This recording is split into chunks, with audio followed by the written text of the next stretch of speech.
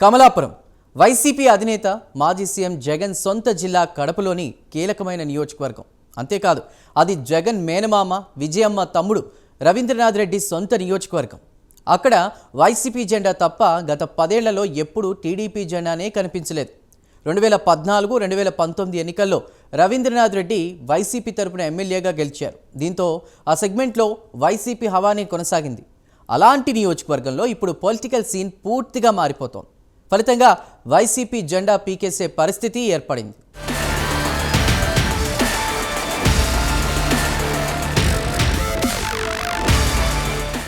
జగన్ మేనమామ కమలాపురం ఎమ్మెల్యే రవీంద్రనాథ్ రెడ్డికి TDP ఝలక్కిచ్చింది.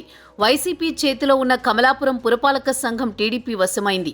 CM Chandrababu చేస్తున్న అభివృద్ధి సంక్షేమ కార్యక్రమాలకు ఆకర్షితులు కావడంతో పాటు టీడీపీ రాష్ట్ర ఉపాధ్యక్షుడు పుత్తా నరసింహారెడ్డి, ఎమ్మెల్యే కృష్ణ చైతన్యారెడ్డి నాయకత్వంపై నమ్మకంతో పురపాలక సంఘం చైర్పర్సన్ మార్పూరి మేరీ, కౌన్సిలర్లు షేక్ నూరి, రాజేశ్వరి, సలీలా, నాగమణి టీడీపీలో చేరుతున్నట్లు ప్రకటించారు.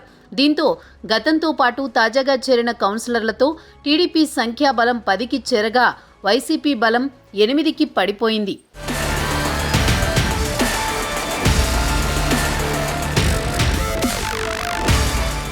దాంతో మున్సిపల్ చైర్మన్ పీఠం తెలుగుదేశంకు దక్కినట్లయింది. త్వరలో పురపాలక సర్వసభ్య సమావేశం నిర్వహించి చైర్మన్ను ఎన్నుకునేందుకు టీడీపీ సన్నాహాలు చేస్తోంది.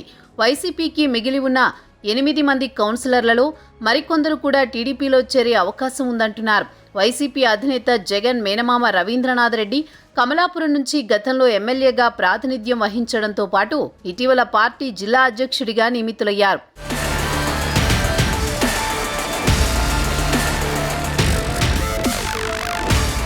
గత 2 ఎన్నికల్లో రవీంద్రనాథ్ రెడ్డి కమలాపురం నుంచి పుత్తా నరసింహారెడ్డిపై విజయం సాధించారు. 2014లో 5,000 ఓట్ల తేడాతో గెలిచిన జగన్ మేనమామ 2019లో దాదాపు 27,000 ఓట్ల మెజారిటీతో విజయం సాధించి కమలాపురంలో తనకు ఎదురు లేదని ధీమా వ్యక్తం చేశారు. అయితే గత ఎన్నికల్లో పుత్తా నరసింహారెడ్డి వారసుడు పుత్తా కృష్ణ చైతన్యారెడ్డి దాదాపు 26,000 మెజారిటీ సాధించి కమలాపురంలో టీడీపీ జెండా పాతారు. రవీంద్రనాథ్ రెడ్డి ఓటమి తర్వాత కమలాపురంలో వైసీపీకి వరుస ఎదురుదెబ్బలు తగులుతున్నాయి. గతంలో మున్సిపల్ ఎన్నికల్లో వైసీపీ నుంచి 15 మంది, టీడీపీ తరపున 5 కౌన్సిలర్లు ఎన్నికయ్యారు. సంఖ్యాబలం ఎక్కువగా ఉండడంతో చైర్మన్ పీఠం వైసీపీకి వశం కాగా రాష్ట్రంలో తాజా పరిణామాలతో లెక్కలు తారుమారవుతున్నాయి. కమలాపురం పురపాలక సంఘం వైసీపీ చేతిలో ఉండడంతో అభివృద్ధికి ఆటంకంగానే మారిందని ఆ పార్టీ నేతలు చెప్తూ రవీంద్రనాథ్ రెడ్డికి ఝలక్కిచ్చారు. ఇటీవల వీరపునాయునిపల్లె జెడ్పీటీసీ సభ్యుడు వైసీపీకి రాజీనామా చేశారు.